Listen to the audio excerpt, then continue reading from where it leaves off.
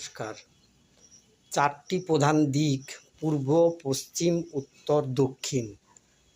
খুব সাবধান, যারা কৃষ্ণ ভক্ত তাদেরকে খুব সাবধান করে বলছি যে পশ্চিম দিকে মাথা দিয়ে বা মাথা রেখে কখনো শোবেন না। তাহলে বহুদিনের অর্জিত পুণ্য, সেই পুণ্য এবং কৃষ্ণ ভক্তি এবং কৃষ্ণ প্রেম নষ্ট হয়ে যাবে, ভক্তিচ্যুত হয়ে যাবেন।